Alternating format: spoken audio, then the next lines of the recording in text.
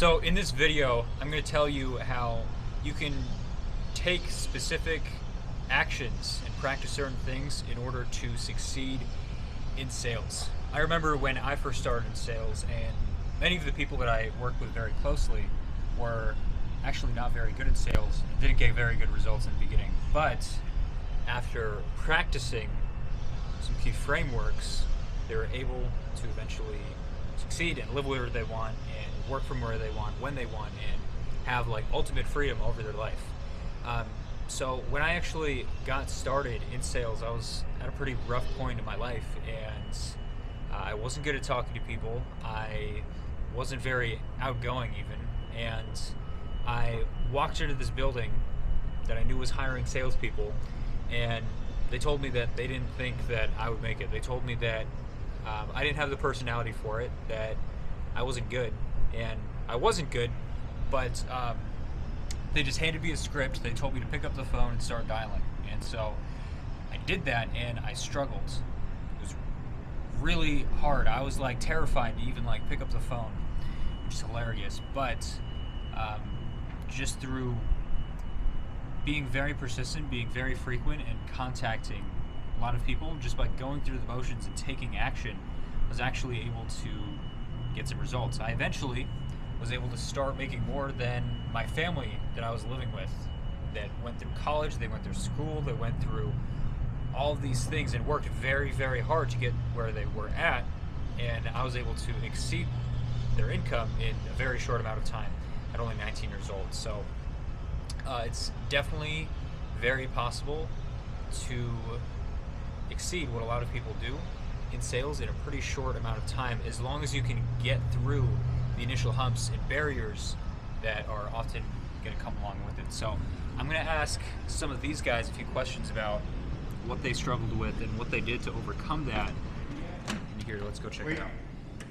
Yeah. Where are you at right now? You in Target? He's on a call. Hey, Jared. Yep. What was like the number one thing that you struggled with in sales when you got started? It was just picking up the phone and just dialing. Like, there was a shit ton of leads, and I was like, Yeah. I don't know if I should call back. I had too many considerations. Yeah. But, yeah. Yeah, and it was just like contacting enough people in order to actually like make something happen, right? Yeah, it's a numbers game. It's Yeah. a machine built. Right, exactly. And I actually just talked about that out there. What really made me different when I got started, even though I was terrible on the phone, I wasn't good at talking to people, I just contacted so many that I ended up getting at least some results and was able to start making a good amount of income despite not being that skilled. And then over time, after you become very frequent, after you are contacting a lot of people, playing the numbers game, you can increase your skill by practicing certain drills and frameworks in order to increase your efficiency and make a lot more, get much bigger results, and help more people. But what did you do to actually overcome that and start contacting more people and kind of getting over those mental barriers? I mean, there's a couple to that, right? It's just like, I mean, first off, it's just like fucking pick up the phone and just dial.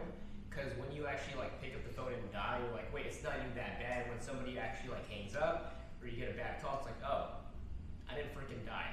Yeah. The second thing is actually like drilling, because by being able to drill certain scenarios that you can predict, you have a much stronger predict, which makes you more confident and certain in what it is that you're doing. Yeah. That's a big one.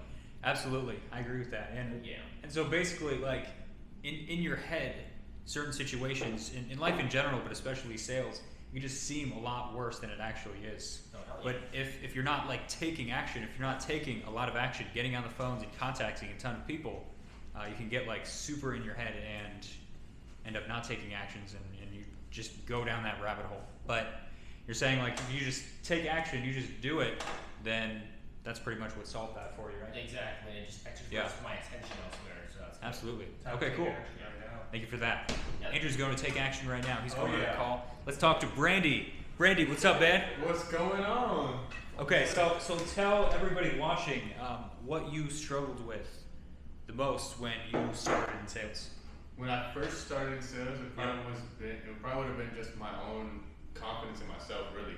Yeah. I would get on the phone and I would like think that I knew exactly what it was that I was doing, but I really didn't know, and I just kept on persisting in it. I think Sure. that was like the best outcome. That was persistent, but if Yeah. I wasn't persistent on like enhancing myself, that's probably what it would have been a bad rabbit hole down. Yeah, totally. I agree with that 100%. And the biggest difference that I see between the people that succeed in sales and don't succeed, the number one thing is always persistence.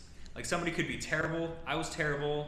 I know a lot of us in this room were pretty terrible when we started, but persistence is ultimately what wins the battle and allows you to actually get through those hard times so that you can actually experience those wins and that success. So that's awesome, man. So what did you do to kind of overcome, I think you pretty much answered persistence, but how did you like decide to become persistent and, you know, just keep going in and keep trying after probably like failing a bunch of times? Oh man, honestly, I just saw it as a way that I wanted to win it myself. Like it felt like a game that I was playing against myself. Like if I kind of just stopped, it was like I was lying to myself, and that kind of hurt. Absolutely. And it hurt like in a different way. So I was like, you know what? I don't care what it is I'm gonna do. I'm gonna just keep hammering it over and over again until I get some kind of result, because I know I will get a result. All right. Well, that is awesome, man. Thank you for that. And we're gonna come over to Adam here. Are you still on the call, man? I am not. Sweet. Well, tell everybody watching, what did you struggle with the most when you first started in sales? When I first started in sales, to be honest, I had a product. I was lucky enough to have a product that I was selling that I believed in so much that reality and that passion was the only thing that was actually like allowing me to close deals, was just sheer intention. Sure. Right? But I was missing the actual tech, like the frameworks, doing the sales drills, actually, you know, following frameworks that, you know, top closers are actually using to close deals. And once I actually started applying that with my intention of actually giving a crap about the person on the other end, my stats just went through the freaking roof. Yeah. Having the right tech. Totally, man. That's awesome. So it sounds like the first thing that should go in, if people are getting into sales or they're struggling with sales, then they should make sure that they're, you know, they actually believe in the product that they're selling, right? Of course, yeah. I mean, I actually had a talk with someone the other day where she was closing deals for a service that was supposed to help people get their book published on Amazon, right? Yeah, right. Really help them get to that New York Times bestseller, best-selling book on Amazon. And Sure. I asked her, I was like, well, how many people have they actually helped achieve that? And she was like, well, we have these case studies and, you know, here, check this out. And I looked and there was only like 5 reviews on Amazon. I was like, you might want to talk to the CEO and actually figure out if they're really getting these, you know, good results for these people. And she did.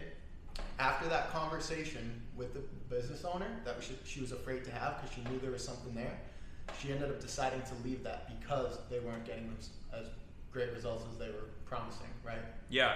Yeah, and I've experienced that myself too. So I was selling a product before and I made a lot of money, and I believed in it for a while, and there were some things in the company that I just didn't agree with once I like found out about some certain things. I won't get too much into it. Yeah. But literally that point moving forward, I just wasn't able to sell as well. Because if you're a good person and you're in sales, you're not going to be able to sell something that you don't truly believe in. Right. Right? It's literally like impossible. Mm-hmm. I mean, you could do it, but it's just going to make you feel like worse and worse as time goes on. Like shit. Yeah, exactly. So yeah, that's really important.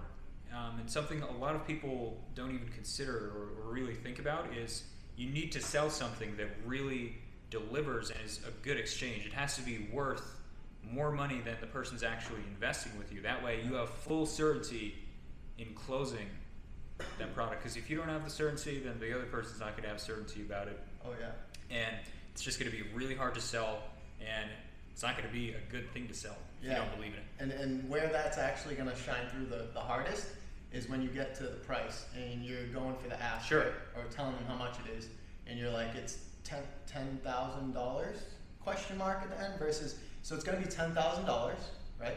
Mm-hmm. And actually just telling them the price rather than being uncertain about it, right? And they'll hear that, they'll sense that, right? People aren't stupid. You have emotions, you have, you know, senses that you've developed, reading body language and stuff. So that shines right through. Yeah, essentially you're able to demand the money if you know like what that person wants and you believe in your product and that's going to solve their problem and it's worth way more than the money. It's almost like you're demanding that they give you the money, and you can have full certainty in doing that because you have something that works. Give me the money. Exactly. And I remember when you first got started, like, you know, let's just be honest, you weren't good, but you could like talk to people, right? But you had such a good product that, you know, oftentimes it can sell itself. Exactly. Right? If they see it's a good person and it's a good product, like, they're probably not going to care if you're not like an expert closer, right? It's not like people are wanting to meet and buy from expert closers. They don't really care about that. They care about you being a good person, being with a good company, and actually giving them a good product. Right. So ultimately, that's what really matters. So that's a really good point. Yep. All right, cool. Well, that pretty much wraps it up. Thank you, Adam. Yes, sir. And go ahead and comment on this video. Let me know what you think. If this helped you out, go ahead and follow me. Go subscribe. Go do all that. And I'll see you on the next one.